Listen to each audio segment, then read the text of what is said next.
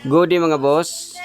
Receiver ulit. Ito po ay receiver sa Yamaha Aerox version 2 na nawala ng code, nawala ng remote from Calindagan City, Dumaguete, Negros Oriental. Shout out sa mayari si Sir J from Negros Oriental. So ito na po yung pinadala mo sir. I-unbox natin para makita natin ang receiver na pinadala mo. So sa mga tao dyan na nawala ng code, nawala ng remote, pwede kayong tumawag or mag-text sa number na nandun sa screen or mag-PM sa ating Facebook page sa Rims Fix Garage.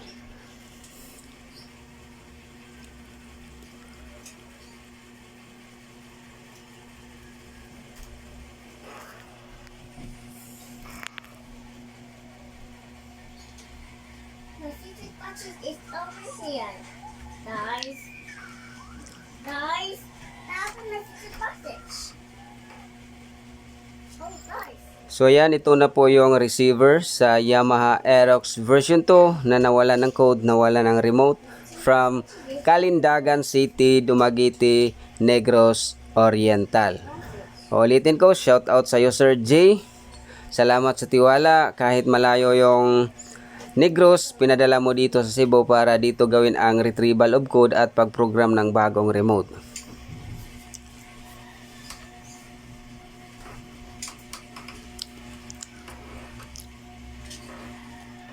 So tanggalin natin ang takip ng receiver para ma-access natin yung pinout sa kanyang board.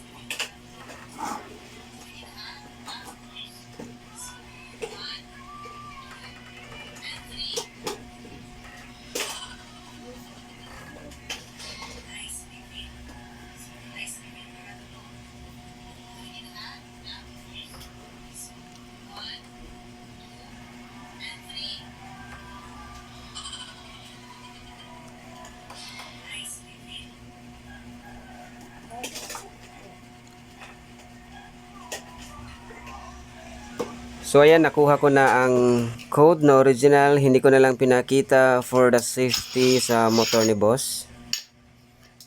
So hintayin lang natin na ma-process lahat ng code na na-retrieve at ma-activate natin ang bagong remote.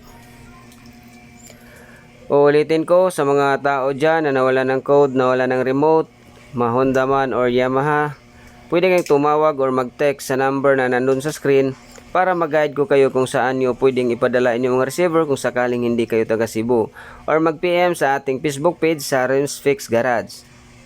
Kung gusto nyong makita lahat ng mga ginagawa natin dito sa Cebu sa home service, i-search nyo Rims Fix Garage. Nandun po ang mga posting natin sa araw-araw na pag-program dito sa Cebu.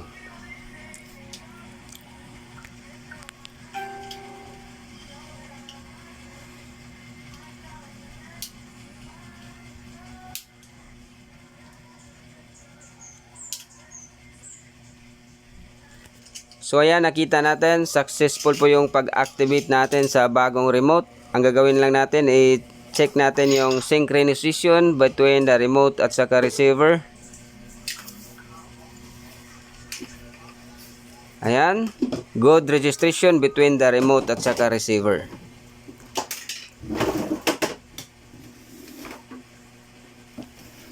Alright, so hanggang dito na lang tayo at ipapadala ko pa to sa LBC pabalik sa Negros para magamit na to ni boss sa kanyang Yamaha Aerox version 2. Alright, so ingat mga boss.